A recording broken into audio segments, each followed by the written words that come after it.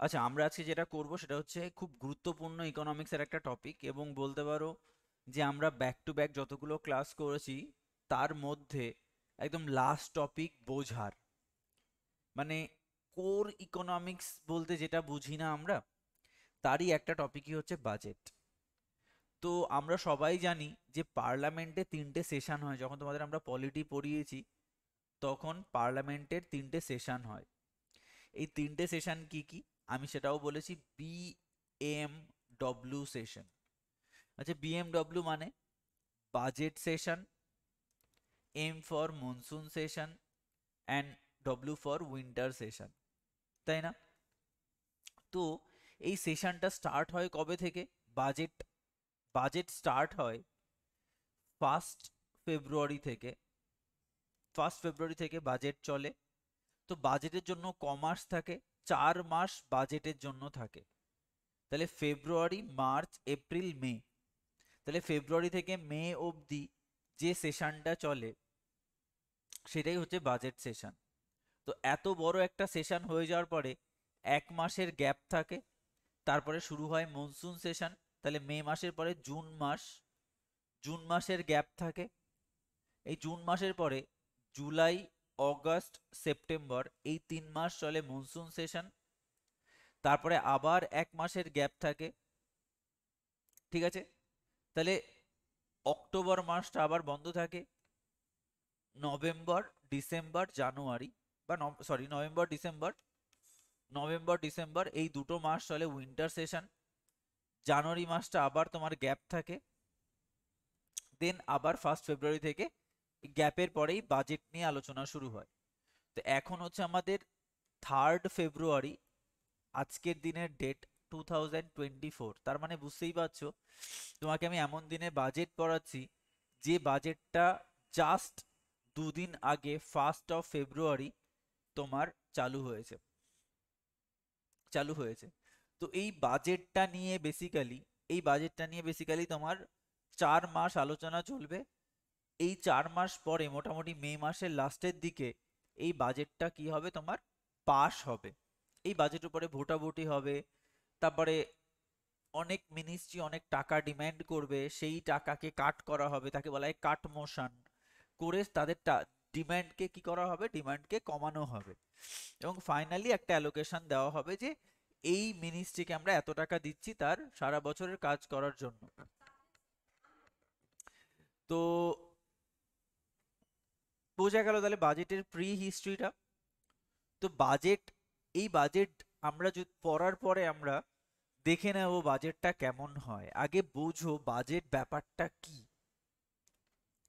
দেখো, বাজেট মানে হচ্ছে আর্থিক লেনদেন, আর কিছুই না। আর্থিক লেনদেন কার কার মধ্যে? গভর্নমেন্ট এবং তার পিপলের মধ্যে, এবং সাধারণ মানুষের মধ্যে।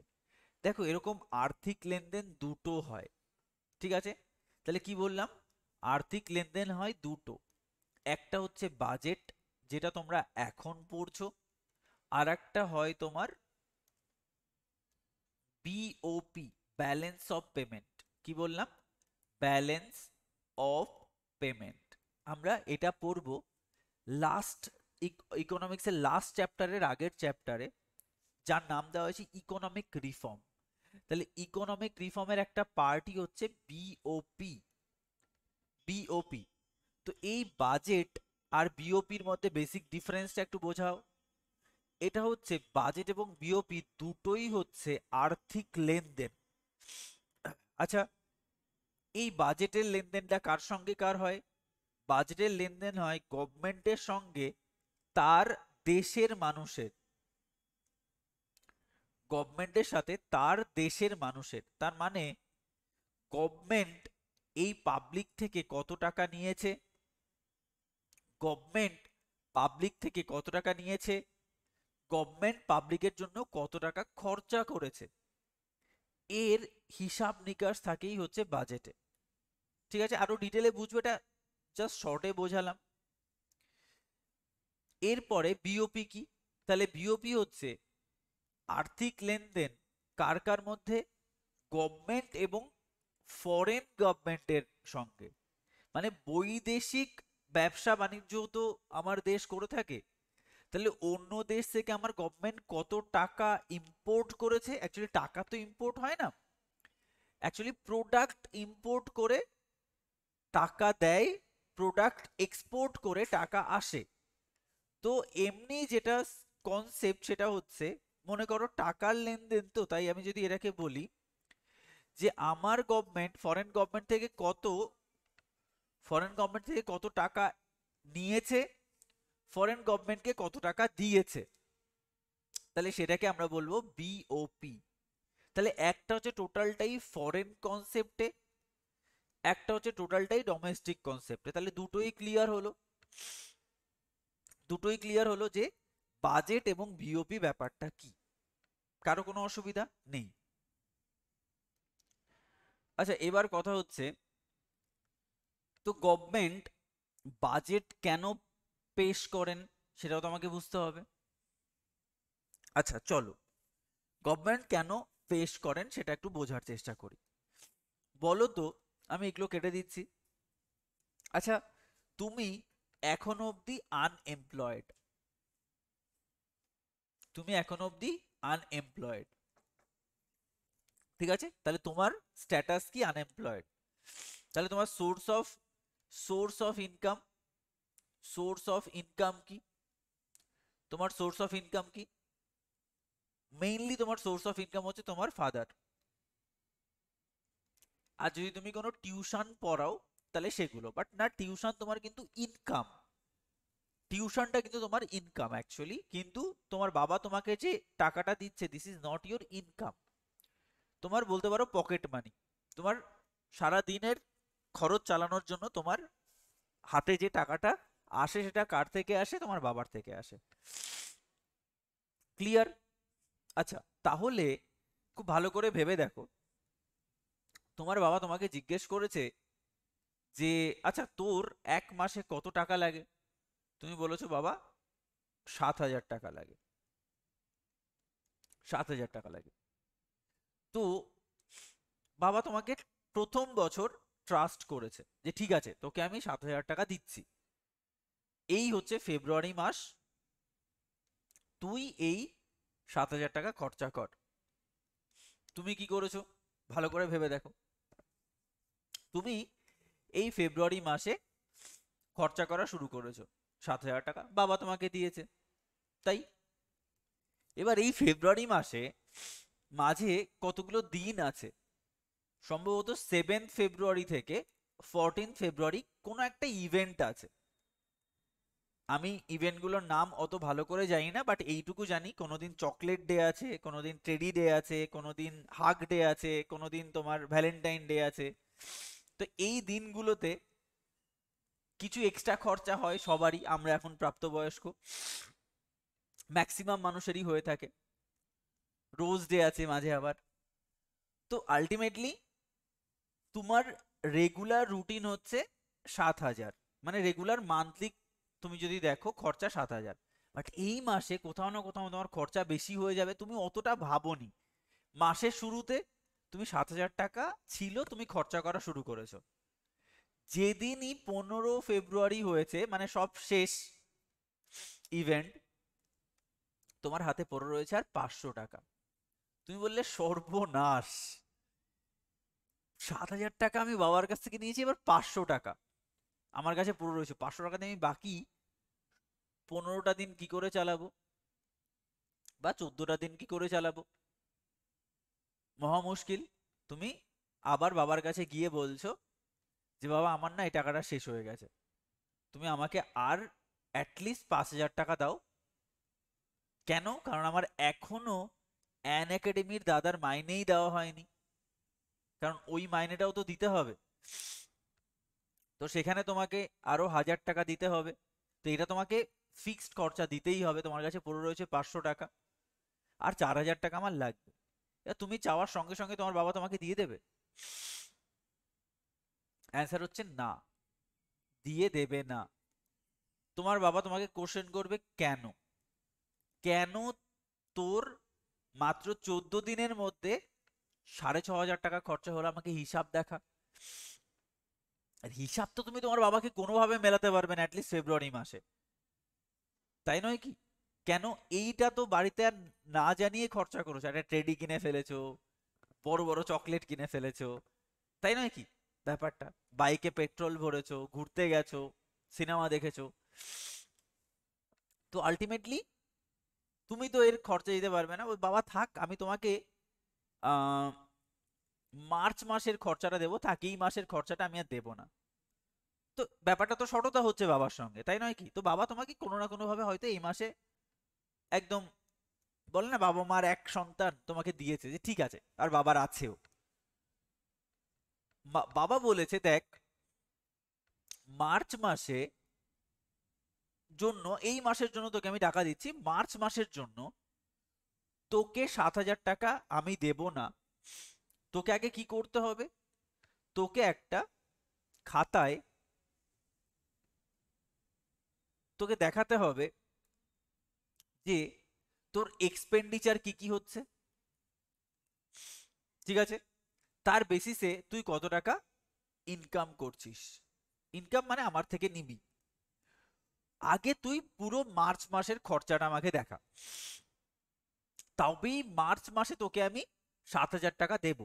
দরকার হয় 8,000 টাকা দেব, কিন্তু আগে আমি জানতে চাই যে মার্চ মাসে তোর খরচা 7,000 টাকাই হয় বা তার কাছাকাছি হয়। তো তুমি মার্চ মাসের আগেই, ফেব্রুয়ারি মাসের 28 তারিখ বা 29 তারিখ যদি লিপ ইয়ার হয়ে থাকে, তো এই দিনে বসেছো, আচ্ছা অ্যান একাডেমি দাদার খরচা হচ্ছে 1,000 টাকা। আচ্ছা এই মাসে আমার মোবাইল রিচার্জের জন্য লাগবে 300 টাকা, ঠিক আছে? এই মাসে মোবাইল রিচার্জের জন্য লাগবে 300 টাকা। আচ্ছা এই মাসে আমি একটা ড্রেস কিনবো যেটার দাম 2,500 টাকা, ঠিক আছে? আমার খাওয়া দাওয়ার খরচা, তুমি হিসাবে বলছো যে আমি মাসে 4 দিন বিরিয়ানি খাই, এই সব করি, তো আমার সেখানে আরো 1,000 টাকা খরচা, বিরিয়ানির খরচা। এরকম ভাবে আলটিমেটলি ট্রান্সপোর্ট ট্রান্সপোর্ট দিয়ে, মানে সারা মাসে তুমি যে যে জায়গায় খরচা করো সেটা দেখিয়ে তুমি তোমার বাবাকে বলছো, দেখো আমার মোটামুটি খরচা হয় 7,000 টাকা বা 6,995 টাকা মতো খরচা হয়, তাই আমি তোমার থেকে 7,000 টাকা নিই। তাহলে এই খরচাটা তুমি কাকে দেখালে? তোমার বাবাকে দেখালে। তোমার বাবা কি বলবে? এই নে, তোকে আমি 7,000 টাকা দিলাম। আচ্ছা বলো, এটা বেশি অথেন্টিক নাকি এটা বেশি অথেন্টিক? মানে খরচা করার পরে তুমি তোমার বাবার কাছে টাকা চাইছো, সেটা বেশি অথেন্টিক, নাকি খরচা করার আগে, খরচা করার আগে তুমি তোমার বাবাকে দেখাচ্ছ যে 7,000 টাকা আমার এই এই জায়গায় খরচা হয়, এবার আমাকে 7,000 টাকা দাও? ডেফিনেটলি সেকেন্ডটা মোর অথেন্টিক, তাই নয় কি? তাই এবার খুব ভালো করে ভেবে দেখো যে এই পুরো প্রোগ্রামটাকে তুমি গভর্নমেন্ট এবং তার সাধারণ মানুষের সঙ্গে তুলনা করো। আচ্ছা বলো তো, এখানে বাবাকে, এখানে বাবাকে আর এখানে তুমি কে? বলতে পারবে কেউ? আমার একটা মেসেজে বলো এখানে বাবাকে, তোমার কি মনে হয়, শুনি একবার।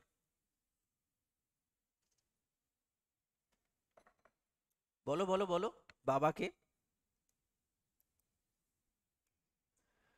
আচ্ছা তাহলে কৌশিক বলছে গভর্নমেন্ট, প্রিয়ম্বদা বলছে গভর্নমেন্ট, এবং সৌভিক বলছে গভর্নমেন্ট, মানে তোমরা বলছো বাবা হচ্ছে গভর্নমেন্ট, তাই তো? আচ্ছা বাবা গভর্নমেন্ট, আর তুমি তাহলে কি? তুমি হচ্ছে সাধারণ পাবলিক, তাই তো? না, তোমরা একটু ভুল বুঝেছো ব্যাপারটা, তোমরা ঠিকঠাক বুঝতে পারোনি বা ঠিকঠাক ধরতে পারোনি। এখানে, এখানে বাবা হচ্ছে সাধারণ মানুষ, সাধারণ মানুষ হচ্ছে বাবা, আর আর গভর্নমেন্ট হচ্ছে, আর গভর্নমেন্ট হচ্ছে তুমি। কেন? চলো ভালো করে বুঝে নাও। দেখো কেন এটা বললাম, তুমি যেমন তোমার বাবার থেকে পয়সা নাও, তুমি আনএমপ্লয়েড, তেমনি এখানে গভর্নমেন্টও আনএমপ্লয়েড। গভর্নমেন্ট তোমার থেকে পয়সা নেয়, মানে সাধারণ মানুষের থেকে গভর্নমেন্ট পয়সা নেয়, এবং সেই টাকাটা খরচা করে গভর্নমেন্ট দেশের উন্নতির জন্য। ঠিক, গভর্নমেন্ট দেশের উন্নতির জন্য খরচা করে। তুমি তোমার যেমন ডেইলি এক্সপেন্ডিচার, মান্থলি এক্সপেন্ডিচার দেখাও, তেমনি গভর্নমেন্টেরও একটা খরচা হয় দেশকে চালানোর জন্য। যেমন তুমি ভাবো তোমার এলাকায় একটা ধরো পাওয়ার প্ল্যান্ট তৈরি করা হবে, বা তোমার রাস্তাটা ঠিক করে দেওয়া হবে, বা হয়তো কোথাও ব্রিজ তৈরি করা হবে, বা মোদিজি এখন বৈদেশিক চুক্তি করতে যাচ্ছে, ঠিক আছে? তো এই টাকাটা গভর্নমেন্ট কোথা থেকে পাবে? এই টাকাটা গভর্নমেন্ট কোথা থেকে পাবে? তোমার থেকে নেবে। এবার দেখো, ট্যাক্সে তোমরা একটা জিনিস দেখেছো যে গভর্নমেন্ট গভর্নমেন্ট কি করে? গভর্নমেন্ট এই টাকা দিয়ে সার্বিক উন্নতি করার চেষ্টা করে। হতে পারে তুমি সবচেয়ে বেশি ট্যাক্স দিয়েছো, অথচ তুমি সবচেয়ে বেশি ট্যাক্স দিয়েছো অথচ তোমার এলাকায় কোনো উন্নতি করার দরকারই হয়নি, কারণ তোমার এলাকা অলরেডি ডেভেলপড। বুঝতে পেরেছো জিনিসটা? তার মানে এই নয় যে তুমি যত বেশি ট্যাক্স দিচ্ছ তুমি তত বেশি বেনিফিট পাবে, না। গভর্নমেন্ট তোমার থেকে ট্যাক্স নিচ্ছে সার্বিক উন্নতির জন্য। যে সেক্টরটা ডেভেলপ নয় সেই সেক্টরকে উন্নতি করার জন্য গভর্নমেন্ট তোমার থেকে ট্যাক্স নিচ্ছে। তার মানে এখানে গভর্নমেন্ট হচ্ছে তুমি আর আর সাধারণ পাবলিক হচ্ছে বাবা। তার মানে গভর্নমেন্ট বাবার থেকে টাকা নেয় আর দেশের উন্নতির জন্য খরচা করে। তাহলে অথরিটি কার আছে কোশ্চেন করার? বাবার যেমন কোশ্চেন করার অথরিটি ছিল যে কোথায় খরচা করছিস দেখা। তো এখানে তার কার অথরিটি থাকবে? জনগণের। জনগণের। তাহলে এই জনগণ কি করছে? গভর্নমেন্টকে কোশ্চেন করছে যে আপনি কোথায় খরচা করছেন আমাদের এত কোটি কোটি টাকা, দেখান। তো গভর্নমেন্ট কি করে? তাই গভর্নমেন্ট একটা বাজেট পেশ করে, বা গভর্নমেন্ট একটা রিসিপ্ট পেশ করেন। যে রিসিপ্টে গভর্নমেন্ট দুটো জিনিস দেখান, এটা হচ্ছে আমার ইনকাম, এটা হচ্ছে আমার এক্সপেন্ডিচার। মানে আমি সারা বছর কোনটা more authentic, second way is more authentic. তাই সেকেন্ড ওয়েতে ওই বছর শুরু করার আগে, মানে 2024 বছর শুরু করার আগে গভর্নমেন্ট বলে 2024 সালে আমি এই ক্ষেত্রে খরচা করব এত এত টাকা, আমি এক্সপেক্ট করছি আমার খরচা হবে 10,000 টাকা। তো আমি গভর্নমেন্টের কাছ থেকে 10,000 টাকাই তুলতে চাইছি। আমি গভর্নমেন্টের কাছ থেকে কত তুলতে চাইছি? 10,000 টাকাই তুলতে চাইছি। দেখো, সেই জন্য দেখবে প্রতি বছর বাজেটের পরে ট্যাক্স রেট, বিভিন্ন রেট চেঞ্জ হয়ে যায়। কেন? খুব ভালো করে বোঝো। গভর্নমেন্ট দেখলো যে তার এক্সপেন্ডিচার 2024 সালে হবে 10,000 টাকা। গভর্নমেন্ট দেখলো 2024 সালে তার এক্সপেন্ডিচার হবে 10,000 টাকা। ঠিক, এবার ট্যাক্স রেট যদি 7.5% হয়, তাহলে গভর্নমেন্টের ইনকাম হয় 8,000 টাকা। তাহলে গভর্নমেন্ট কি করবে? ট্যাক্স রেট বাড়িয়ে দেবে। সাপোজ ইনকাম ট্যাক্স রেট বাড়িয়ে কত পার্সেন্ট করে দেবে? হয়তো 10% করে দেবে। তাহলে তার ইনকাম হবে কত? 10,000 রুপিস। কারণ আমাকে তো সেই প্রসপেক্টিভে বাবার কাছ থেকে টাকা নিতে হবে। তাহলে আমার এত খরচা সামনে রয়েছে, এই প্ল্যানিং রয়েছে, that's why the tax rate is now changed from এত টু এত। একদম পুরো সেগমেন্ট ক্লিয়ার হচ্ছে হোয়াট ইজ বাজেট। তো আমি সেটাকেই তোমার ক্লিয়ার করার চেষ্টা করছি।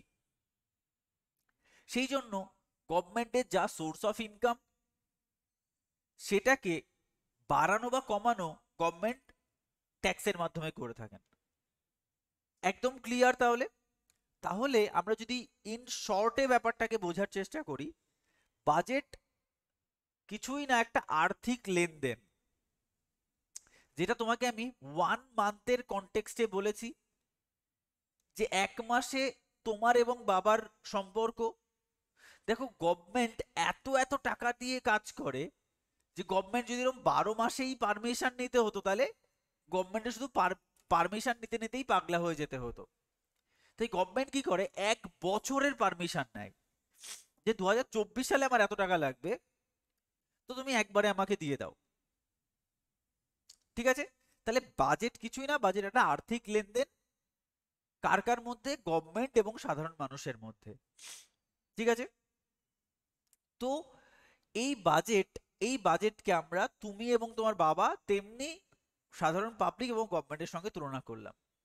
ক্লিয়ার এইটুকু? এবার চলো আমরা দেখে নিই what is fiscal system. Fiscal system মানেই হচ্ছে সিস্টেম অফ এক্সপেন্ডিচার এবং ইনকাম, আর্থিক লেনদেন। কি বললাম? আর্থিক লেনদেন। আর্থিক লেনদেনকেই বলা হয় ইকোনমিক্সের ভাষায় ফিসকাল সিস্টেম। তাহলে একটা আর্থিক লেনদেন দেখো 1 দিনের হতে পারে, একটা আর্থিক লেনদেন 1 সপ্তাহের হতে পারে, একটা আর্থিক লেনদেন 1 মাসের হতে পারে, একটা আর্থিক লেনদেন 1 বছরের হতে পারে, একটা আর্থিক লেনদেন 5 বছরের হতে পারে, একটা আর্থিক লেনদেন 10 বছরের জন্য হতে পারে। তার মানে একটা আর্থিক লেনদেন যে কোনো টাইম ফ্রেমের জন্য হতে পারে, 5 মিনিটের জন্য হতে পারে, 1 মিনিটের জন্য হতে পারে। 1 মিনিটে আমার এত টাকা ইনকাম, 1 মিনিটে আমার এত টাকা খরচা। তাহলে ফিসকাল সিস্টেম মানেই হচ্ছে কত টাকা আমি ইনকাম করলাম, কত টাকা আমি খরচা করলাম ওই পার্টিকুলার টাইম ফ্রেমে। বাট যখনই এই টাইম ফ্রেমটা, যখন এই টাইম ফ্রেমটা 1 বছরের জন্য হয়, যখনই এই ইনকাম এবং এক্সপেন্ডিচারটা 1 বছরের জন্য হয়, তখন তাকে আমরা কি বলে থাকি? বাজেট। তাহলে budget is nothing but a fiscal system of of income and expenditure of 1 ইয়ার। তার মানে বাজেট 1 বছরের একটা আর্থিক লেনদেনেরই হিসাব নিকাশ। ক্লিয়ার? তাহলে বাজেট একটা ফিসকাল সিস্টেম, বাজেটও একটা ফিসকাল সিস্টেম। ক্লিয়ার এখানে? তো চলো বাজেটের অবজেক্টিভ কি। দেখো প্রতি বছর বাজেটে কিছু কিছু জিনিসকে ফোকাস করা হয়, কিছু কিছু জিনিসে ফোকাস করা হয়। এবার বাজেটের মেইন উদ্দেশ্য হচ্ছে ডেভেলপমেন্ট বা গ্রোথ। বাজেটের মেইন উদ্দেশ্যই হচ্ছে গ্রোথ। বাজেটের মেইন উদ্দেশ্য গ্রোথ বা ডেভেলপমেন্ট। আমার দেশ এখন আন্ডার ডেভেলপ নেশনে রয়েছে, আমার দেশ এখন আন্ডার ডেভেলপ নেশনে রয়েছে। সে কি করে তাকে ডেভেলপ নেশনে কনভার্ট করা যায়, সেটাই হচ্ছে টার্গেট। তাহলে অবজেক্টিভ কি? দেখো আমার দেশ, সত্যি বলতে আন্ডার ডেভেলপ বলা নয়, ডেভেলপিং বলা উচিত। বা কোনো দেশ যদি আন্ডার ডেভেলপ থাকে, তাকে প্রথম টার্গেট থাকে তাকে ডেভেলপিং স্টেটে নিয়ে যাওয়া, ডেভেলপিং থেকে ধীরে ধীরে ডেভেলপড স্টেটে নিয়ে যাওয়া। তো সত্যি কথা বলতে আমার দেশ কাইন্ড অফ, আমি মনে করি আন্ডার ডেভেলপডই রয়েছে। কেন? 2014 সালের আগে অবধি এর ইকোনমিক্সের বা ইকোনমির মানে কোনো মাথামুন্ডু ছিল না। 2014 সালের পরে মেক ইন ইন্ডিয়া করার পর থেকে কিন্তু ইন্ডিয়ান ইকোনমি টার্ন নিতে শুরু করে। বেসিক্যালি কেন আমি বললাম আন্ডার ডেভেলপড, এটা আমার দৃষ্টিকোণ থেকে, যে লেভেলে মানুষ তোমার আনএমপ্লয়েড এখানে রয়েছে, যে লেভেলের প্রভার্টি রয়েছে, আর যে লেভেলে জনসংখ্যা বেড়ে চলেছে, যে লেভেলে জনসংখ্যা বেড়ে চলেছে, তাতে গভর্নমেন্ট যা ডেটা দেখায় না, সেটা একটা আন্ডার ডেভেলপড নেশনেরই ডেটা। গভর্নমেন্ট অনেক লুকিয়ে চুরিয়ে ডেটা দেখায়। অ্যাকচুয়ালি ইন্ডিয়ার স্ট্যাটাস হচ্ছে ডেভেলপিং। সত্যি বলতে ডেভেলপিং বলবো 2014 সালের পর থেকে, বা 2014 সালের পর থেকে কিছুটা বেড়েছে। কেন জানো? যেহেতু কথাটা বলা হলো, আমি তোমাকে একটু বোঝানোর চেষ্টা করছি। সেটা হলো 1991-তে ইন্ডিয়া এবং চায়না, চায়না তো বুঝতেই পারছো কি পরিমাণ ডেভেলপ নেশন হয়ে গেছে এখন। ইন্ডিয়া এবং চায়নার ইকোনমি একদম সেম ছিল, ইন্ডিয়া এবং চায়নার ইকোনমি একদম সেম ছিল। এই 1991 সালে ইন্ডিয়া এবং চায়না দুজনই ছিল এগ্রিকালচারাল কান্ট্রি। মানে তাদের প্রাইমারি সোর্স অফ ইনকাম ছিল এগ্রিকালচার। আজকে 2024 সালে তাহলে বলতে পারি আমি 1991 সালে ইন্ডিয়া ছিল আন্ডার ডেভেলপড, ঠিক। 2024 সালে চায়না সেখান থেকে হয়ে গেল ডেভেলপড ডেভেলপড আর ইন্ডিয়া পড়ে থাকলো ডেভেলপিং স্টেটে। হঠাৎ করে এরকমটা কেন হলো? দুজনে তো একই ইকোনমি ছিল, তো হঠাৎ করে 2024 সালের মধ্যে কি ঘটলো? দেখো, ইন্ডিয়া হচ্ছে বেশি পাকা। আমি বলি না, সাকসেস কখনো শর্টকাট ওয়েতে আসে না। তো আমি প্রায়ই এই কথাটা বলি যে সাকসেসের একটাই রুল, যে সাকসেস হ্যাজ নো শর্টকাট। তোমাকে পরিশ্রম করতেই হবে সাকসেস পাওয়ার জন্য। তুমি সাকসেস পাচ্ছ না মানে কেউ না কেউ তোমার থেকে বেশি পরিশ্রম করছে বলে সে সাকসেসটা পাচ্ছে। তো ইন্ডিয়া শর্টকাট ভাবে ডেভেলপড হতে চেয়েছিল। কেন আমি ওকে আন্ডার ডেভেলপড বলি? এই কারণেই বলি। এটা অ্যাকচুয়াল ভিউ বলি আমার দৃষ্টিকোণ থেকে। কেন সেটা ভাবো। সেটা হলো যে এই 1991-এ ইন্ডিয়ান ইকোনমি হচ্ছে একদম সেম চায়নার সঙ্গে। এরা 1991-এর পরে দেখলো যে ইউএসএ, ইউকে, এই যে নেশনগুলো রয়েছে তারা সবাই ডেভেলপড নেশন। তো কেন ওরা ডেভেলপ? কারণ ওদের মেইন সেক্টরই হচ্ছে সার্ভিস সেক্টর। তো ইন্ডিয়া এই কন্ডিশন থেকে, এগ্রিকালচারাল কন্ডিশন থেকে চলে গেল কোথায়? ডিরেক্টলি ফোকাস করলো শর্টকাট সাকসেস পাওয়ার জন্য সার্ভিসে। কেন সার্ভিসে? কারণ সার্ভিস সেক্টরই খুব শর্টকাটে পয়সা কামাতে পারে। তুমি ভাবো যে একজন শ্রমিক সে সারা দিন কাজ করে হার্ডলি 1,000 টাকা কামাতে পারে একদিনে, আর একটা সফটওয়্যার ইঞ্জিনিয়ার মাত্র 5 মিনিটে 5 লাখও কামাতে পারে একটা সফটওয়্যার ডেভেলপ করে, তাই নয় কি? তার মানে সার্ভিস সেক্টরে ফোকাস করলে অল্প সময়ে বেশি জিডিপি গেইন করা যায়। যেমন তুমি ভাবো, আজকে আমরা এত কেন সেশাইল হয়ে গেছি? কারণ সুইগি, জোম্যাটো এদের জন্য। রান্না করতে ইচ্ছা করছে না, চলো অর্ডার দিয়ে দাও, সুইগিতে চলে আসলো, জোম্যাটোতে অর্ডার দিয়ে দাও, যে রেস্টুরেন্ট থেকে খেতে যাও, যা খেতে চাও সব চলে আসবে within a second. Pizza, burger, যা সব প্রসেস ফুড সব চলে আসে ফ্র্যাকশন অফ সেকেন্ডে। তার মানে তোমার মধ্যে এই ল্যাথার্জি, সেশাইল ভাবটা চলে আসবে। তো ইন্ডিয়া ডিরেক্টলি এই জোম্যাটো, সুইগির মতো শর্টকাট পথ ধরেছে যে আমরা কষ্ট করব না, একবারে সার্ভিসে ঢুকবো। ভালো করে বোঝো ইকোনমিক্সটা। কিন্তু চায়না বলল যে না, একটা দেশ এগোয় কেন? একটা দেশ এগোয় যখন ও স্টেপ বাই স্টেপ ফলো করে। চায়না কি করলো? এগ্রিকালচারাল ইকোনমি থেকে ধীরে ধীরে ইন্ডাস্ট্রিয়াল ইকোনমিতে ফোকাস করলো, যে আমাদের ইন্ডাস্ট্রিকে ডেভেলপ করতে হবে। তোমরা সবাই জানো ইকোনমির 3টে segment, primary, secondary and tertiary mainly. তো ওরা সবাই ইন্ডাস্ট্রিতে ফোকাস করলো, ঠিক আছে। অথচ ইন্ডিয়া ফোকাস করলো কি? এগ্রিকালচার থেকে ডিরেক্টলি সার্ভিসে। ভালো করে বোঝো জিনিসটাকে, তাহলে তোমার কাছে পুরো ক্লিয়ার হয়ে যাবে।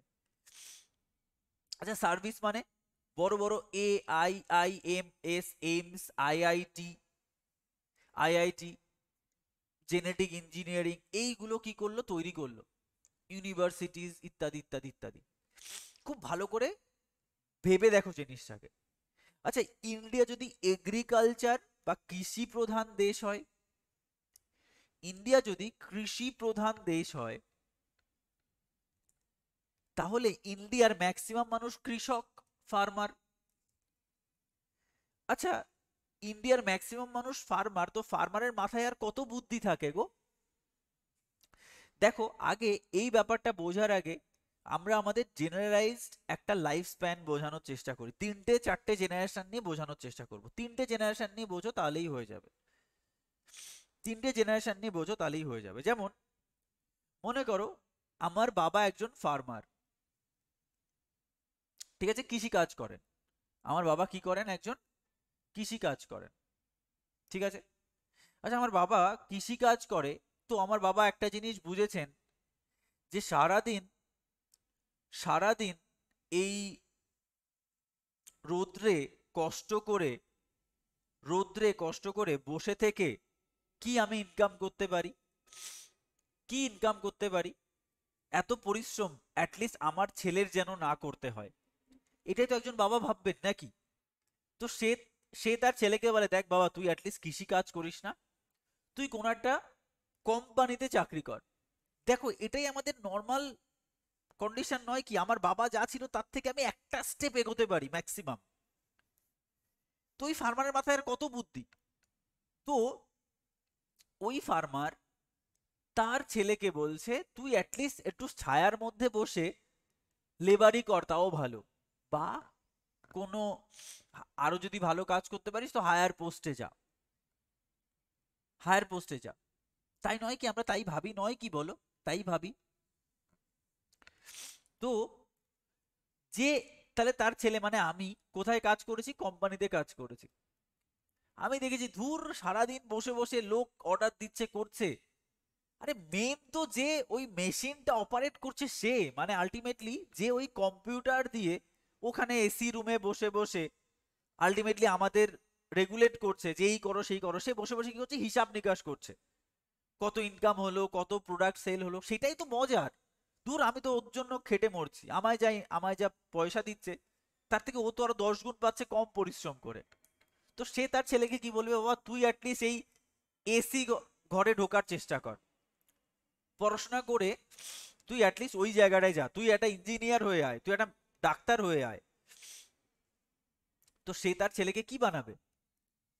ইঞ্জিনিয়ার বানাবে। যদি আমি জেনারেশনটা দেখি, দেখো, তুমি ভাবো তোমার থেকে তোমার বাবার বয়সের গ্যাপ মোটামুটি 20 বছর।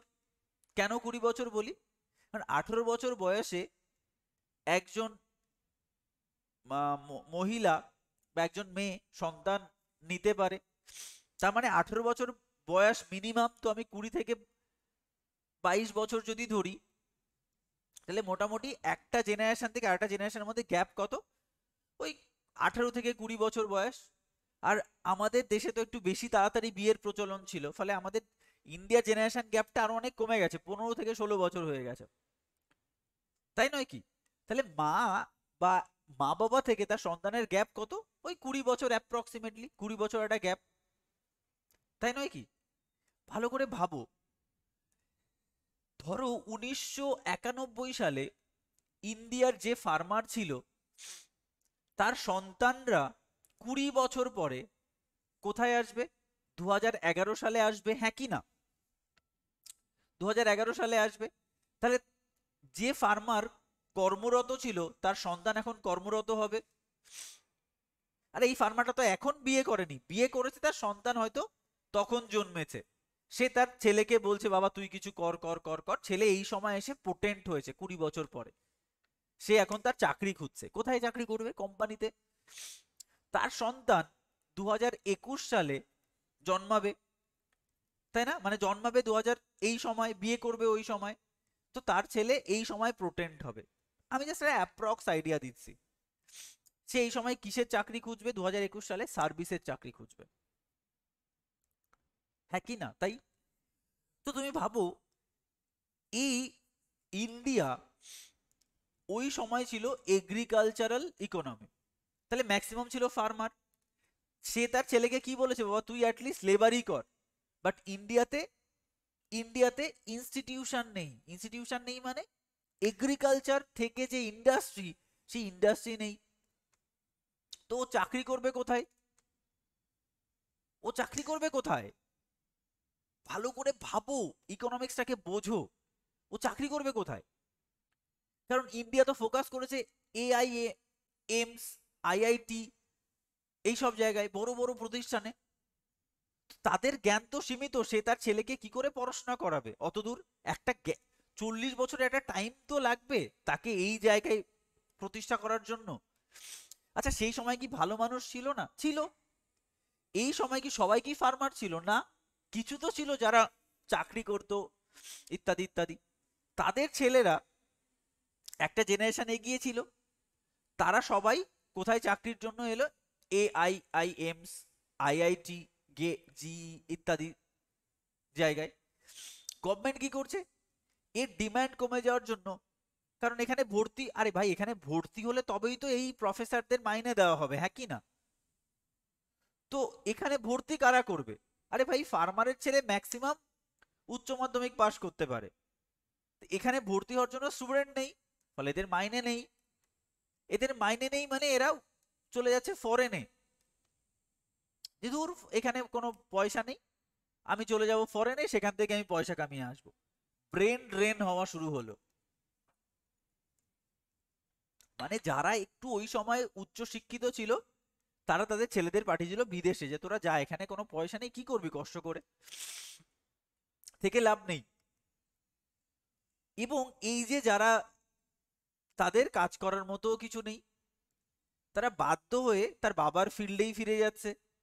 এগ্রিকালচার আর টুকটাক যা দু একজন লোক যেভাবে বাড়ছে সেইভাবে ইন্ডাস্ট্রি ডেভেলপড হচ্ছে না। হ্যাঁ, তারা কেউ ফার্মারি কেউ ইন্ডাস্ট্রি, এরকম ভাবে করে ইন্ডিয়ার গ্রোথ রেটটা কি হয়ে গেল 11 সাল অবধি এরকম এরকম ভাবে গ্রোথ হচ্ছে, যেরকমটা হওয়া উচিত ছিল এরকম, বাট কিরম হয়েছে, এরকম হয়েছে, ধীরে ধীরে গ্রোথ হচ্ছে। চায়না ইন্ডাস্ট্রিতে ফোকাস করেছে, তো ম্যাক্সিমাম ফার্মারের ছেলে ইন্ডাস্ট্রিতে অ্যাডমিশন পেয়ে যাচ্ছে, বা ইন্ডাস্ট্রিতে চাকরি করার সুযোগ পেয়ে যাচ্ছে, বা ইন্ডাস্ট্রিতে লেবারি করার সুযোগ পেয়ে যাচ্ছে। তো চায়নার গ্রোথটা কিভাবে হচ্ছে? এরম ভাবে হচ্ছে। ইন্ডিয়ার গ্রোথ এরম ভাবে হচ্ছে। শুরু করেছে দুজন এক জায়গা থেকে, যদি আমি দুটোকে পাশাপাশি রাখি তাহলে চায়নার গ্রোথটা এখান থেকে কিভাবে হচ্ছে, এরকম ভাবে হচ্ছে 1991-এর পর থেকে। এরকম ভাবে হতে হতে হতে হতে 2014 সাল মোদিজির ইলেকশন হলো। দেখো আমি জানি না তোমরা কাকে মোদিজিকে কে পছন্দ করো কে করো না, সেটা ম্যাটার করে না, বাট আমি মোদিজিকে একটা কারণেই পছন্দ করি। ভোট কাকে দেই সেসব বড় ব্যাপার না, একটা কারণেই পছন্দ করি, কারণ আমি স্টক মার্কেটকে ভালোবাসি। সেই জন্য স্টক মার্কেট বেড়েছে মোদিজির জন্য, ঠিক আছে, এবং এখনো ভাগছে মোদিজির জন্য। সেই জন্য আমার মেইন, এখন আমি আমার ইনস্টিটিউশন ছেড়ে আমি স্টক মার্কেটে যাচ্ছি শুধুমাত্র এই ইকোনমিক্সটা বুঝি বলে। তো এখন 2014 সালে ইন্ডিয়া এখানে দাঁড়িয়ে রয়েছে, চায়না এখানে দাঁড়িয়ে রয়েছে। দেখো ব্যাপারটা কি হয়েছে, এবার যারা চায়নাতে কি 2014 সালে অলরেডি ওরা সার্ভিসে ফোকাস করেছে, যারা ইন্ডাস্ট্রিয়াল পাবলিক ছিল তারা বলেছে বাবা তোরা এসিতে কাজ কর, তাহলে চায়না তার জন্য ডেভেলপ করতে পেরেছে।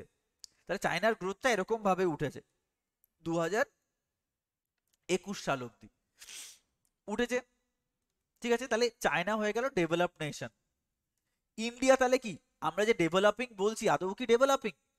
না, 2014 সাল অব্দি ডেভেলপিং নয়, যদিও আমরা বলি ডেভেলপিং নয়, আন্ডার ডেভেলপড। মোদিজি যখন মেক ইন ইন্ডিয়া বলে বললো, আরে বিরাট বড় ভুল হয়ে গেছে আমাদের, আমাদের জেনারেশন গ্যাপ হয়ে গেছে, আমাদের জেনারেশন গ্যাপ হয়ে গেছে, আমাদের মাথাপিছু আয় কমে গেছে, কেন? আমরা সার্ভিসে ফোকাস করে ফেলেছি। আরে ইন্ডাস্ট্রিতে ফোকাস কর, সার্ভিস পরে হবে। 2014 সালে মোদিজি এসে ইন্ডাস্ট্রিকে ফোকাস করা শুরু করলো, ইন্ডাস্ট্রি মেক ইন ইন্ডিয়া, যা করবো নিজের দেশের জন্য। তুমি ভাবো আমাদের সব থেকে বড় সূচক কি? নিফটি, হ্যাঁ কি না? সব থেকে বড় সূচক হচ্ছে নিফটি। নিফটি 2014 সালে ছিল 6500 মতো, নিফটি ছিল 6500। কত সাল থেকে? নিফটির জন্ম কত সাল থেকে? নিফটির জন্ম হয়েছে তোমার ধরো ওই 2000 সাল থেকে। 2000 সাল থেকে আমরা ইন্ডেক্সের হিসাব করেছি, 2014 সাল অব্দি নিফটি বেড়েছে কত? মাত্র 6000 পয়েন্ট, মানে এখান থেকে এইটুকু বেড়েছে। ঠিক 2014 সালে যখন ইন্ডাস্ট্রিতে ফোকাস করা হলো, প্রচুর আনএমপ্লয়েড, ঠিক আছে, তারা হুমড়ি খেয়ে পড়লো এই বিজনেস অপরচুনিটি খোলার জন্য। এখন কত ইন্ডিয়া এরম ভাবে ভেগেছে, 2021 সাল অবধি চায়না এখানে পৌঁছে গেছে, ইন্ডিয়া এখানে পৌঁছে গেছে। কেন? এই 2014 সাল থেকে 2021 সাল অবধি নিফটি এখন কত রেঞ্জে রয়েছে? 21,000। তাহলে 6,000 থেকে 21,000, অলমোস্ট 4 টাইমস। কত বছরে? মাত্র 8, 9, 10 বছরে। ভাবো, জিনিসটাকে ভেবে দেখো তাহলে ইন্ডিয়ার অ্যাকচুয়াল গ্রোথটা এখানে কেন হলো?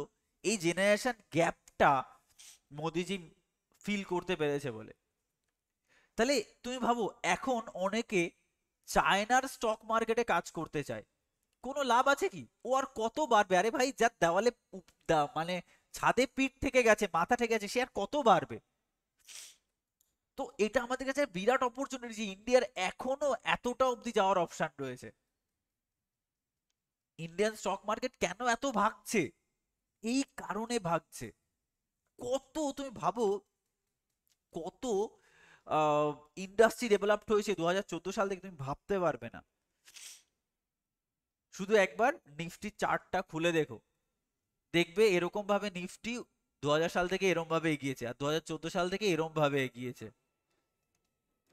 আজকে 21,000, 22,000-এ পৌঁছে গেছে নিফটি। বুঝতে পারছো কেন আমি ইন্ডিয়াকে আন্ডার ডেভেলপড বলি? এখন ইন্ডিয়া ডেভেলপিং হয়েছে এইটুকু টাইম ফ্রেমের জন্য, এরপরে ইন্ডিয়া ডেভেলপ নেশনে পৌঁছাবে। তো এই জেনারেশন গ্যাপের জন্যই এই প্রবলেমটা মেইনলি আমরা ফেস করেছি। তাহলে অবজেক্টিভ কি? ডেফিনেটলি এমপ্লয়মেন্ট অপরচুনিটি দাও, এবার তুমি ধরতে পারছো। প্রাইস স্টেবিলিটি, যাতে করে জিনিসপত্রের দাম না বেড়ে যায়। Growth rate, definitely growth rate আমাকে বাড়াতে হবে, গ্রোথ রেট বাড়াতে হবে। দেখো, ইকোনমিক ডেভেলপমেন্ট, অবশ্যই ডেভেলপমেন্ট তো করতেই হবে। আর ইকুইলিব্রিয়াম ইন বিওপি, এই বিওপিটা তোমাকে আমি প্রথমে একটু বললাম না, বাজেট এবং বিওপির মধ্যে বেসিক ডিফারেন্স কি? বাজেট হচ্ছে সাধারণ মানুষের সঙ্গে গভর্নমেন্টের, বিওপি হচ্ছে গভর্নমেন্টের সঙ্গে ফরেন গভর্নমেন্টের, তাই তো? তাহলে এই বিওপি কে ইকুইলিব্রিয়ামে আনা, এইগুলো আমরা যখন বিওপি পড়বো ডিটেলে তখন বুঝতে পারবে। তাহলে এগুলো অবজেক্টিভ। অবজেক্টিভ সবসময় অল অফ দ্য অ্যাবভ হয়, মানে যাই ডেভেলপমেন্টের অপশন দেখে সেখানেই অবজেক্টিভ লাগিয়ে দাও, হয়ে যাবে। বাজেট তাহলে কি? দেখো, system of income and expenditure when it is compounded annually। বললাম না যে ফিসকাল সিস্টেমের অনেকগুলো কম্পাউন্ডিং টাইম ফ্রেম থাকে, হতে পারে সেটা 1 ঘন্টার, হতে পারে সেটা 1 মাসের, 1 দিনের। যদি 1 বছরের জন্য ক্যালকুলেশন হয় তখনই আমরা সেই ফিসকাল সিস্টেমকে বলে থাকি বাজেট। বাজেট বাজেটের টাইম ফ্রেম কি? 1 এপ্রিল থেকে 31 মার্চ। আচ্ছা, একটা জিনিস বোঝো, বাজেট সেশন শুরু হয় কবে থেকে, আর বাজেটের টাইম ফ্রেম, এটাকে বলা হয় ফিনান্সিয়াল ইয়ার। ভালো করে বোঝো, ফাইন্যান্সিয়াল ইয়ার। আর একটা হচ্ছে বাজেটারি টাইম ফ্রেম। দেখো, বাজেটের টাইম ফ্রেম হচ্ছে 1 ফেব্রুয়ারি থেকে, ভালো করে বোঝো, 1 ফেব্রুয়ারি থেকে 4 মাস, ফেব্রুয়ারি, মার্চ, এপ্রিল, মে। ফেব্রুয়ারি, মার্চ, এপ্রিল, মে। তাহলে মে মাসের এন্ড অবধি, 31 মে, ঠিক আছে? তাহলে মে 31 অবধি বাজেটের টাইম ফ্রেম পাস করার জন্য। আচ্ছা, এই যে বাজেট যেটা পাস করা হচ্ছে, আমি তোমাকে কি বলেছিলাম যে মার্চ মাসে তুমি তোমার বাবাকে রিপোর্ট দেবে। তুমি কবে বসো? ফেব্রুয়ারির 28 তারিখ বা 29 তারিখে, যে নেক্সট মান্থ থেকে আমার এই খরচা হবে, তবেই তো তুমি মার্চ মাসের প্রথমে টাকা পাবে। তো এই ফেব্রুয়ারি মাস থেকে তারা বাজেট চালু করে দেয়, যে বাজেট শেষ হতে হতে 31 মে হয়ে যায়। কোন টাইম ফ্রেমের জন্য? ফার্স্ট এপ্রিল থেকে 31 মার্চ, পরের বছর 1 এপ্রিল 2024 থেকে 31 মার্চ অফ 2025। এই 1 বছরের জন্য যে বাজেট সেটা প্রায় তোমার 2 মাস আগে থেকে চালু হয়ে যায়। 1 ফেব্রুয়ারি আর 1 এপ্রিল মানে 2 মাস। 2 মাস। তাহলে ভাবো 1 ফেব্রুয়ারি, 1 মার্চ, 1 এপ্রিল, 1 মে, তাই নয় কি? 1 মে। তাহলে দেখো এই এখানে গিয়ে বাজেট পাস হচ্ছে, আর কোন টাইম ফ্রেমের জন্য? এখান থেকে 1 এপ্রিল থেকে আমার ফিনান্সিয়াল ইয়ার শুরু হচ্ছে। ফিনান্সিয়াল ইয়ার শুরু হচ্ছে। এখানে একটা কোশ্চেন আছে, আমি পরে তোমাদের বোঝাবো। সেটা হচ্ছে যে স্যার বাজেট পাস হওয়ার আগেই বাজেট শুরু হয়ে যাচ্ছে? হ্যাঁ, 2 মাসের একটা ওভারল্যাপিং হয়। ওভারল্যাপিং হয় 2 মাসের। বাজেট এখনো পাস হয়নি অথচ ফিনান্সিয়াল ইয়ার শুরু হয়ে গেছে। এর জন্য আমি তোমাদের পড়াবো ভোট অন অ্যাকাউন্ট। পরে, এখন নয়, লাস্টের ক্লাসে আমরা ভোট ভোট অন অ্যাকাউন্ট বা তোমার ভোট অন ক্রেডিট, এইগুলো আমি লাস্ট ক্লাসে পড়াবো, যাতে তুমি বুঝতে পেরে যাবে যে কি করে কি করে এই ওভারল্যাপিংটাকে গভর্নমেন্ট সলভ করে। ঠিক আছে? কি করে ওভারল্যাপিংটাকে গভর্নমেন্ট সলভ করে, খুব ইম্পর্টেন্ট জায়গা। আচ্ছা, তাহলে আমরা কি বুঝলাম এখানে? আমরা এখানে একটা জিনিস বুঝলাম যে চালু হয় বাজেট চালু হয় আগে। কোন কিসের জন্য? ফিনান্সিয়াল ইয়ার শুরু হয় পরে। এর মধ্যে কি হয়? একটা ওভারল্যাপিং হয়।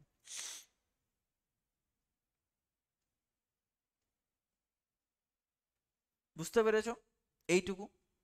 আচ্ছা, তাহলে এটা আমার কাছে ক্লিয়ার হলো। এটা আমার কাছে ক্লিয়ার হলো যে এই 2 মাসের ওভারল্যাপিংটাও একভাবে সলভ করা হয়, সেটা আমি তোমাকে পরে বলবো, এখন বলবো না, তাহলে ঘেটে যাবে আমাদের। দেখো বাজেট, এটাও আমি কোনো ব্যাচে বলি না, বাট তোমাদের ব্যাচে বলছি, কারণ 2024 সালের বাজেটটাকে বলা হয় interim budget. Interim budget, interim budget. ঠিক আছে? আর আরেকটা হয় normal budget. Normal normal budget. তাহলে কি ডিফারেন্স ছিল 2023-এর বাজেট আর কি ডিফারেন্স ছিল 2024-এর বাজেটে? দেখো 2023-এর বাজেটটা ছিল নর্মাল বাজেট, আর 2024-এর বাজেটটা ইন্ট্রিম বাজেট, এটাই বেসিক ডিফারেন্স। তো ইন্ট্রিম বাজেট কখন পেশ হয়? ইন্ট্রিম বাজেট তখনই পেশ হয় ইন্ট্রিম বাজেট তখনই পেশ হয় যখন সেই বছরের টাইম ফ্রেমে 1 এপ্রিল 2024 থেকে 31 মার্চ 2025, এই ফিনান্সিয়াল ইয়ারের মধ্যে এক্সিস্টিং গভর্নমেন্টের ইলেকশন রয়েছে। যদি এরকম কোনো ফিনান্সিয়াল ইয়ারের মধ্যে বাজেট পেশ হয়, 2024 সালের মাঝামাঝি একটা টাইম ফ্রেমে ইলেকশন হবে, তাহলে যে গভর্নমেন্ট 31 মার্চ অবধি টাকা খরচা করার পারমিশন নিচ্ছে, সেই গভর্নমেন্টই 31 মার্চ অবধি থাকবে কিনা সেটা নিয়ে একটা সন্দেহ প্রকাশ পাচ্ছে না, ইলেকশনে এসে আদৌ সেই গভর্নমেন্ট থাকবে কিনা। তখন এই গভর্নমেন্ট কি পেশ করে? Interim budget. ইন্ট্রিম বাজেট মানে হচ্ছে অন্তর্বর্তীকালীন বাজেট, যে আমরা আপাতত ইলেকশন হওয়া অবধি এই বাজেটকে ফলো করব। আফটার ইলেকশন যদি আমরা জিতে যাই, তাহলে এই বাজেটটাই 31 মার্চ অবধি ফলো হবে। যদি হেরে যাই, তাহলে নতুন গভর্নমেন্ট চাইলে আমাদের বাজেটকে 31 মার্চ অবধি টানতে পারেন, অথবা তারা নতুন করে বাজেট পেশ করতে পারেন। আবার বলছি, ইন্ট্রিম বাজেট কাকে বলা হচ্ছে? ইন্টিম বাজেট হচ্ছে যে টাইম ফ্রেমের জন্য বাজেট পেশ করা হচ্ছে, সেই টাইম ফ্রেমের মধ্যে যদি ইলেকশন কন্ডাক্ট হওয়ার একটা প্রবাবিলিটি থাকে, তাহলে সেই গভর্নমেন্ট আর নর্মাল বাজেট পেশ করতে পারে না, ইন্ট্রিম বাজেট পেশ করে। কারণ আফটার ইলেকশন তারা জানে না যে তারা সেই পজিশন হোল্ড করতে পারবে কিনা। সেই জন্য তারা এরম একটা প্রমিস নিয়ে বাজেট পেশ করে যে যদি আমার গভর্নমেন্ট এই ইলেকশনে পুনরায় জয়ী হয়, তবে এই বাজেটটাকে আমরা ক্যারি ফরওয়ার্ড করব অ্যাজ আ নর্মাল বাজেট। যদি আমার গভর্নমেন্ট হেরে যায়, তাহলে নতুন গভর্নমেন্টের কাছে আমরা এই ইন্টারিম বাজেটকে তুলে দেব। যদি যদি নতুন গভর্নমেন্ট মনে করেন যে এই বাজেটটাকে কন্টিনিউ করবেন, তারা করতে পারে। যদি মনে করেন যে না, তারা এটাকে কন্টিনিউ করবে না, তারা নতুন বাজেট পেশ করবে, তাহলে তারা সেটাও করতে পারে। এটাই হচ্ছে ইন্টারিম বাজেট। নর্মাল বাজেট কি? নর্মাল বাজেট উল্টোটা, যখন ইলেকশন থাকে না তখন একটা গভর্নমেন্ট নিজেদের জন্য এক বছরের একটা প্ল্যানিং করে, তাকে আমরা বলি নর্মাল বাজেট। ক্লিয়ার? এর বাজেটের কতগুলো স্টেপ হয় দেখো। বাজেটের কতগুলো স্টেপ হয় কিরকম দেখো। বাজেটের আর্টিকেল কত? বাজেটের আর্টিকেল হচ্ছে 112। তোমরা সবাই জানো যে 112 আর্টিকেলে অ্যানুয়াল স্টেটমেন্ট বা financial system, annual financial system নিয়ে কথা বলা হয়েছে। টাইম ফ্রেমও তোমাদের আমি বলে দিলাম।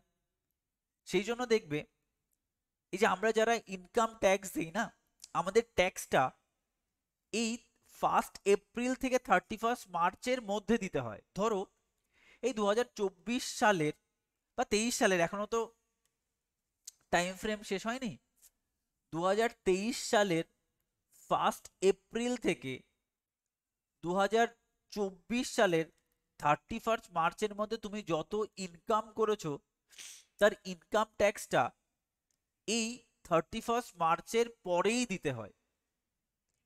ঠিক আছে? এবং সেটা অবশ্যই পরের ফিনান্সিয়াল ইয়ারের আগে। আগে আমি ট্যাক্স দিতাম কবে জানো?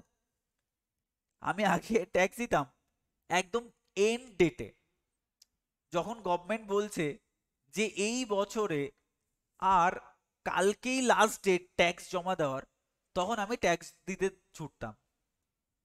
ঠিক আছে? এই বছর থেকে গভর্নমেন্ট আবার রুল করেছে টাইম ফ্রেমটা এগিয়ে দেওয়া, সেই জন্য আমি ট্যাক্স দিয়ে দিই এই 31 মার্চ কমপ্লিট হওয়ার পরেই, নেক্সট মান্থের মধ্যেই ট্যাক্স দিয়ে দিই। ধুর, যেটা দিতেই হবে সেটা নিয়ে ওয়েট করার কোনো মানেই হয় না। ঠিক আছে? তো শুধু শুধু পেনাল্টি দিয়ে কি লাভ? তো সেই জন্য এই টাইম ফ্রেমের পরে গিয়েই ক্যালকুলেশন করে সবার থেকে ট্যাক্স নেওয়া হয়। 3টে পার্ট হয় একটা বাজেট প্রিপেয়ার করার আগে। ধরো আমি যখন নোটটা তৈরি করি, তখন সেই নোটটা 2019-20 বাজেটের বেসিসে তৈরি করা হয়েছিল। 2019-20 বাজেটের বেসিসে তৈরি করা হয়েছিল। তোমাদের আমি 2024-25 বাজেটের বেসিসে তৈরি করব। দেখো, তুমি যে বাজেটারি এস্টিমেট করছো, কোন কোন সালের জন্য করছো? ডেফিনেটলি 2024 এবং 2025 সালের জন্য তুমি বাজেটারি এস্টিমেট করছো, হ্যাঁ কি না? তো তার থেকে এক এক বছর আগে চলে যাও। 2023, 2024, 2022, 2023, 2022, 2023। তাহলে কি হচ্ছে? প্রথমত হচ্ছে অ্যাকচুয়াল এস্টিমেট। ভালো করে ভেবে দেখো, তুমি বাজেটটা পড়া শুরু করছো 1 ফেব্রুয়ারিতে। আচ্ছা, তার মানে 1 ফেব্রুয়ারি অফ 2024, বাট তুমি বাজেট প্রিপারেশন শুরু করেছো এরও আগে থেকে। বাজেট রেডি, দেন পড়ছো। তাহলে তার আগে থেকে শুরু করছো। তার মানে তুমি ধরো 2023 সালের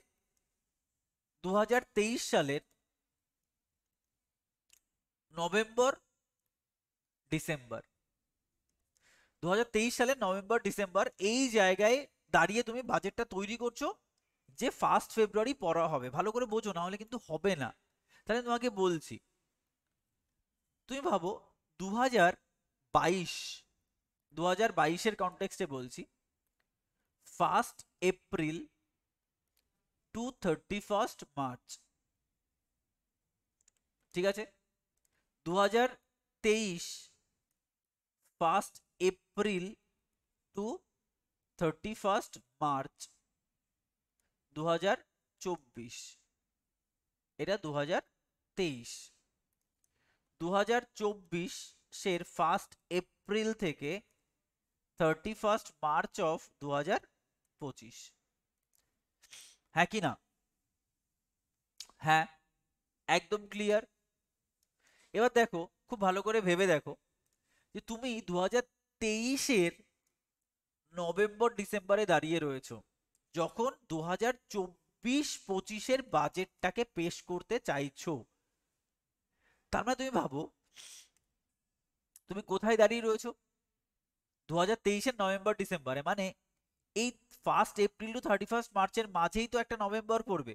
তো তুমি এখানে দাঁড়িয়ে রয়েছো, যেখানে দাঁড়িয়ে তুমি বাজেটটা লেখা শুরু করেছো, সেই সময় 2022 সালের বাজেটটা ফুললি কমপ্লিট হয়ে গেছে না? টাইম ফ্রেম দেখো, 1 এপ্রিল 2022 সাল থেকে 31 মার্চ অফ 2023 সালটা কমপ্লিট না? হ্যাঁ কি না? হয়ে গেছে বাজেট। যে বাজেটটা তুমি 2021 সালে তৈরি করেছিলে, সেই বাজেটটা ফুলফিল হয়ে গেছে। তুমি ওই বাজেটে যা ইনকাম করেছো আর যা খরচা করেছো তার ডেটা তুমি পেয়ে গেছো। দেখো, বাজেট মানে কি? বাজেট মানে হচ্ছে বাজেট মানে হচ্ছে আমি কত টাকা খরচা করব, উইল, ফিউচার, আমি এত টাকা ইনকাম করব, এত টাকা খরচা করব, but after ending of budgetary year or financial year, you got the actual data, how much you gain, how much you expenditure, বা how much your expense, হ্যাঁ কি না? তার মানে এখানে দাঁড়িয়ে তুমি এই ডেটাটা অ্যাজাম্পশন এবং অ্যাকচুয়াল দুটো ডেটাই পেয়ে যাচ্ছ। অ্যাজাম্পশন এবং অ্যাকচুয়াল দুটো ডেটাই পেয়ে যাচ্ছ।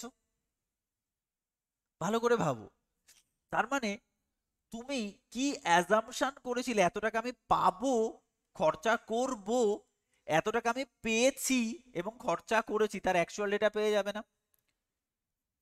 ভিডিওটা আরো দুবার দেখো, দেখবে ক্লিয়ার হয়ে যাবে তোমার কাছে। তার মানে তুমি কি অ্যাকচুয়াল এস্টিমেট পাচ্ছ কার? 22-23-এর বাজেটের অ্যাকচুয়াল এস্টিমেট পাচ্ছ। আচ্ছা, এই অ্যাজাম্পশন আর রিয়েলের মধ্যে ডিফারেন্স থাকে, হ্যাঁ কি না? অ্যাজাম্পশন এবং রিয়েলের মধ্যে আমি ভেবেছিলাম 1000 টাকা পাবো, কিন্তু আমি পেয়েছি 800 টাকা, তাহলে আমার একটু গন্ডগোল হয়েছে অ্যাজাম্পশনটা। তাহলে যে ডিফারেন্সটা তাকে আমি রিভাইজ করব, যে না না তাহলে আমার ভুল হচ্ছে। তাহলে আমি রিভাইজড এস্টিমেট 2023-24-এর, মানে আমি এই ডিফারেন্সটাকে সলভ করার চেষ্টা করব 2023-24-এর বাজেট যে ইয়ারে তুমি দাঁড়িয়ে রয়েছো, তার বেসিসে তুমি এই বাজেটের খরচা আর ইনকাম করা শুরু করবে। যে না, আমার এই পরিমাণ অ্যাজাম্পশনের মধ্যে প্রবলেম হচ্ছে, এবং রিভাইজড এস্টিমেট অফ, মানে এখনো অবধি নভেম্বর ডিসেম্বর অবধি আমার 2023 সালের বাজেটে আগের বছরের ডিফারেন্সটাকে আমি কতটা সলভ করতে পারছি নভেম্বর ডিসেম্বর, মানে বুঝতে পারছো? মানে এই ডিফারেন্স, আগের বছরের বাজেটের কমপ্লিট ডেটার ডিফারেন্স দিয়ে তুমি 2023 সালের নভেম্বর অবধি বাজেটের অ্যাকচুয়াল এবং অ্যাজাম্পশন এর একটা ডেটা পেয়ে যাচ্ছ। অ্যাকচুয়াল এবং অ্যাজাম্পশন এর একটা ডেটা পেয়ে যাচ্ছ। তাহলে তুমি সেখানে রিভাইজ করছো যে না, নভেম্বর অবধিও আমার এই ডেটাতে কিছু গন্ডগোল আছে, এবং সেটাকে সলভ করে তুমি 2024 সালের বাজেটকে পেশ করছো। তাহলে actual estimate of 22-23, revise estimate of 23-24 and budgetary estimate of 24-25। বলো সবার কাছে ক্লিয়ার? না হলে মেসেজ করো। আমি বলে দিচ্ছি, ক্লিয়ার।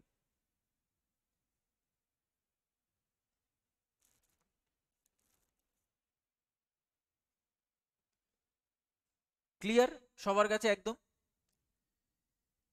হয়েছে? বাজেট ব্যাপারটা কি ক্লিয়ার? এবার কিছু ইনফরমেটিভ ডেটা রয়েছে। সেটা হচ্ছে 1860 সালে James Wilson first Indian budget পেশ করেন, যখন ব্রিটিশ শাসিত ভারতবর্ষ ছিল তখন। তাহলে প্রথম বাজেট কে পাশ করেন ইন্ডিয়ার? James Wilson. 1946 সালে বাজেট পেশ করেন কে? লিয়াকত আলী খান। কি 1946 সালে দেশ কি স্বাধীন হয়েছে? না, দেশ তখন ইন্টারিম গভর্নমেন্ট ছিল। তুমি যদি দেখো যে ক্যাবিনেট মিশন ভারতে আসার পরে ভারত দুটো রেকমেন্ডেশন দিয়েছিল: ফরমেশন অফ কনস্টিটিউয়েন্ট অ্যাসেম্বলি, গণপরিষদ তৈরি করা, এবং ইন্টারিম গভর্নমেন্ট তৈরি করা। তাহলে এই সময় ইন্টারিম গভর্নমেন্ট মানে যতক্ষণ না অবধি ব্রিটিশ ইন্ডিয়া থেকে ছেড়ে চলে যাচ্ছে ততদিন অবধি একটা অন্তর্বর্তীকালীন সরকার ভারতবর্ষকে রুল করবে।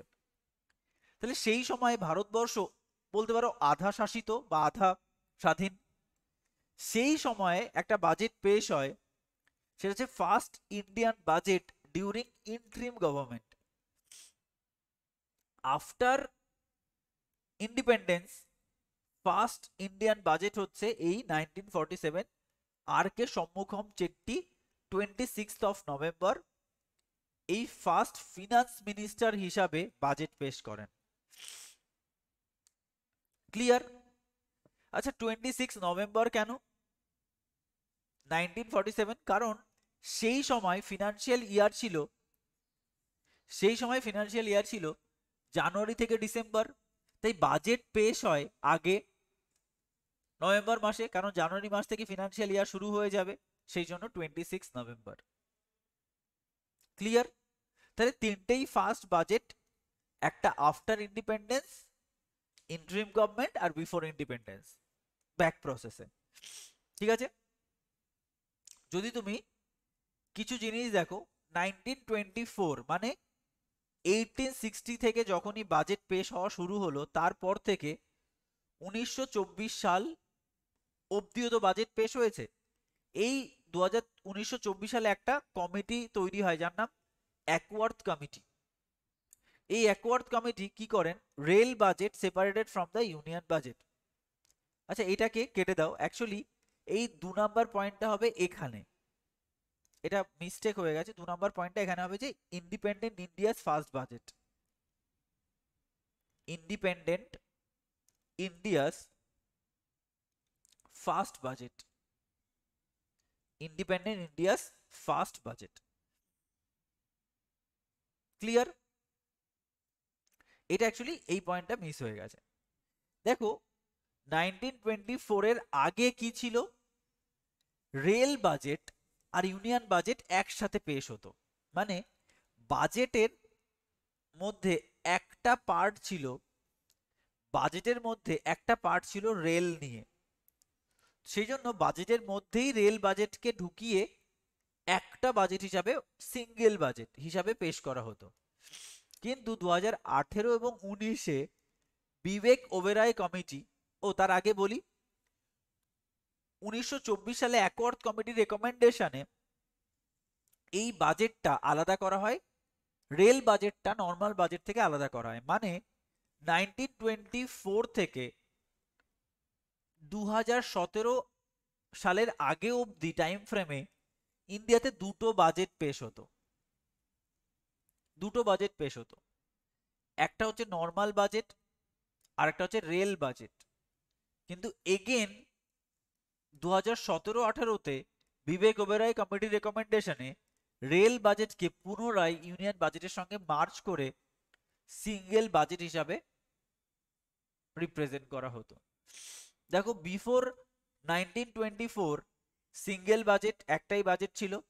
After 1924 double budget. এবং যদি আর একটা পয়েন্ট লিখি, আফটার 2017 এগেন সিঙ্গেল বাজেট। এই যে দুদিন আগে যে বাজেটটা পেশ হলো সেটাও কিন্তু সিঙ্গেল বাজেট হিসাবে পেশ হয়েছে, যেখানে রেল বাজেটটাকে বাজেটের মধ্যে ইন্টিগ্রেট করে পাঠানো হয়েছে। দেখো দুটো ইনফরমেশন এখনো রয়েছে, সেটা হচ্ছে মোরারজি দেশাই হচ্ছে ম্যাক্সিমাম নাম্বার অফ বাজেট পেশ করেন 10 Times. Maximum number of budget পেশ করেন 10 টাইমস। 10 টাইমস বলতে দেখো, একটা গভর্নমেন্ট মোটামুটি 5 বছর যদি থাকে, 5 বছর যদি তার একজন ফিনান্স মিনিস্টার থাকেন, তাহলে 5টা বাজেট তো সে একটা টাইম ফ্রেমেই পেশ করতে পারেন। তাহলে 2 বছর যদি বা 10 বছর যদি একটা গভর্নমেন্ট টাইম ফ্রেমে থাকে, তা তার ফিনান্স মিনিস্টার যদি তিনিই থাকেন, তাহলে 10টা বাজেট এমনিই পেশ করা যায়। তো মোরারজি দেশাই হচ্ছে সেরকম একজন ব্যক্তি যে 10 বার বাজেট পেশ করেছেন ফিনান্স মিনিস্টার হিসাবে। দেখো, তোমরা হয়তো সবাই জানো মোরারজি দেশাইয়ের সঙ্গে ইন্দিরা গান্ধীর একটা ঝামেলা ছিল, ইলেকশন নিয়ে বলো বা পার্টি রিলেটেড বলো।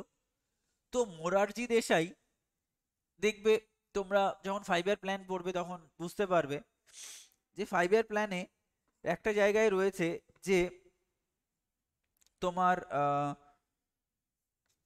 মোরারজি দেশাই গভর্নমেন্ট একবার ইলেকশনে জিতে যায়, ঠিক আছে।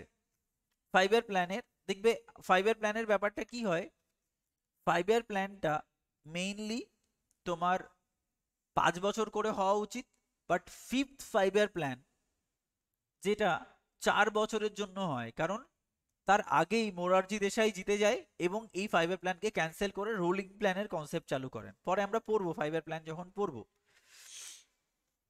ঠিক আছে।